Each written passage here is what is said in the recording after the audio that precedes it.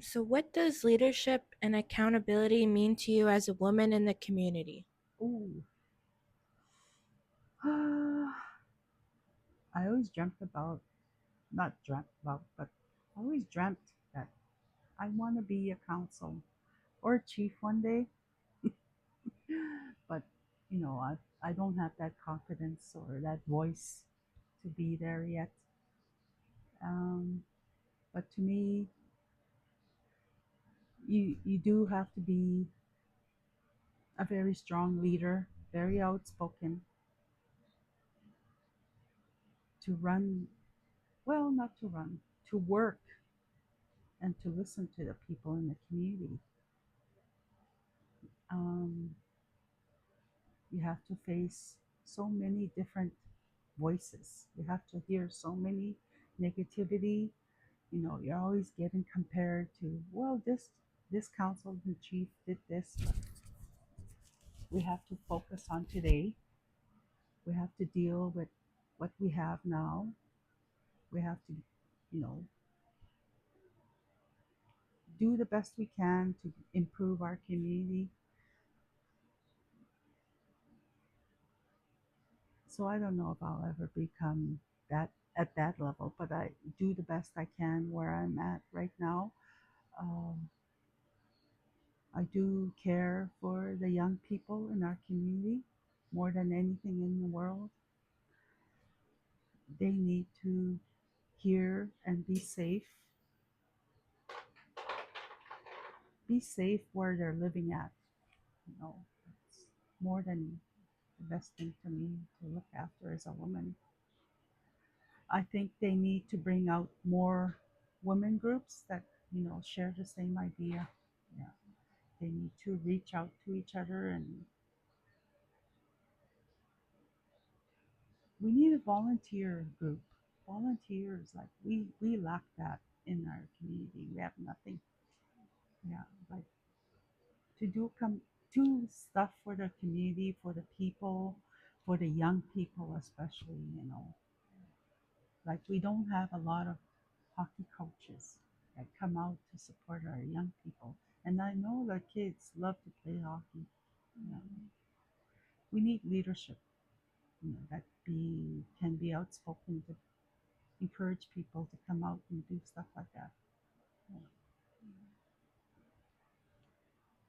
What advice would you give to future social work students and future social workers about working respectfully with Indigenous women and families?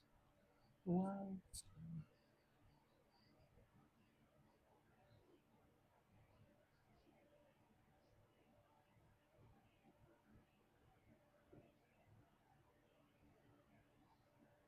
I'm just thinking about my daughter and the way she opened her doors to our in our home.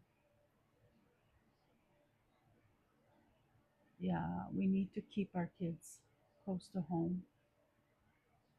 They need to know they have a sense of belonging, a community that cares for them, safe place to call home.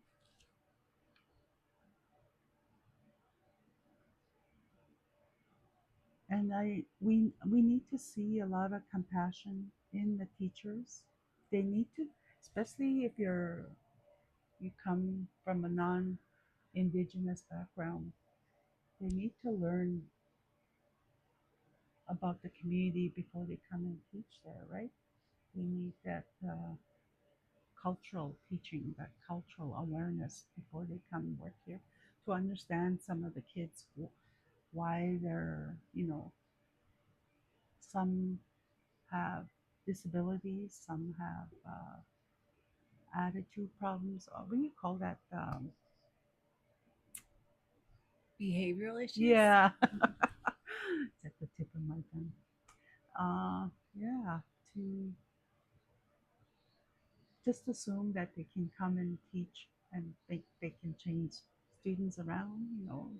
They need to learn our people and some of the backgrounds that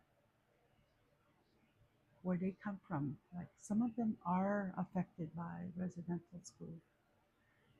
day school. I always appreciated the social workers because I've always paid attention way long time ago when Annie Stanley used to work under social work and the caring that she had for the community and how much she wanted to bring kids home.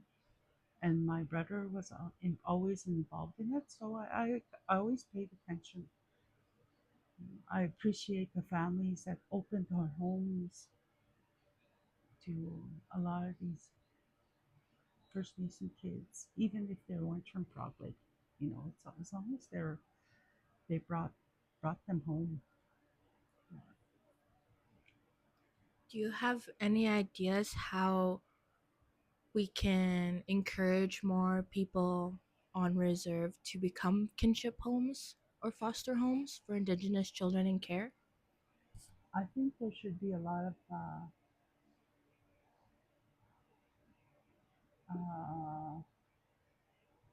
teachings, at least like open houses.